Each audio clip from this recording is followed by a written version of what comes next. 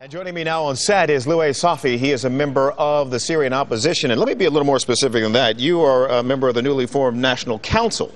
Correct.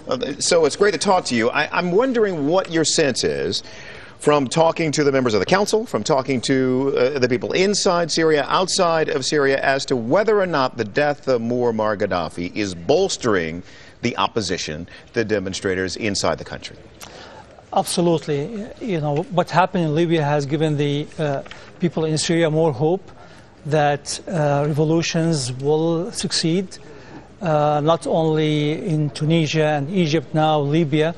So people in Syria now are very optimistic that ultimately their struggle will conclude in a victory. What do you make of the reporting that there is a sizable demonstration going on in Homs and no security forces present, evident anywhere?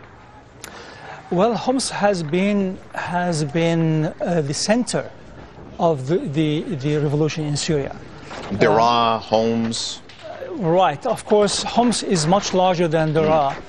Daraa was the first city to revolt against the regime, but Homs is one of the biggest cities in Syria and has been continuously taking to the streets to demand a change of government. It has to really, for it to really gain the kind of traction that would signal to everyone that there's a real chance for a change of regime or a change of direction in Syria, would it have to take hold, this demonstration, this protest movement, this uprising in Aleppo and in Damascus? These are the two key cities.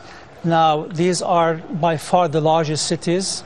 Both probably constitute half of the Syrian population, and a massive revolt in these two cities will signal the end of the regime. And that's why the regime has been trying to put tremendous forces in these two cities to make sure that people will have no chance to even gather few people around. How do you think the death of Muammar Gaddafi has resonated within the regime? Probably, I would say they are apprehensive at this point, there has been a very close relationship. In fact, we have a report that the last phone call by Gaddafi was made. There was a call from Syria to Gaddafi. Really? On his satellite phone. That is the report today that we got from Libya.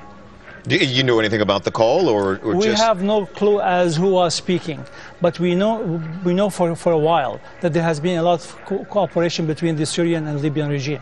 So the regime, it seems, has a couple of choices. It can either, in the aftermath of this, when people are bolstered by the death of Gaddafi and probably taking to the streets in bigger numbers, as evidenced by what's going on in Homs, the regime can either be more heavy-handed in its repressive tactics, or it can cut a deal. Which of those options do you think is most likely? Well, the regime has been very stubborn, and beyond any, we can't understand exactly what's going through their minds. They believe that they can use the same model they used in the 80s to keep the country under their control, and that is impossibility.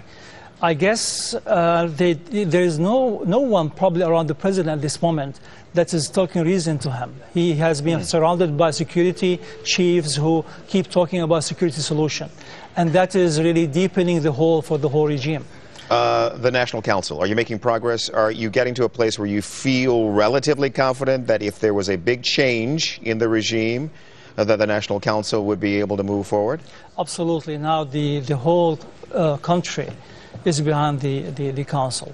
The opposition throughout the Syria and outside have given support to the council.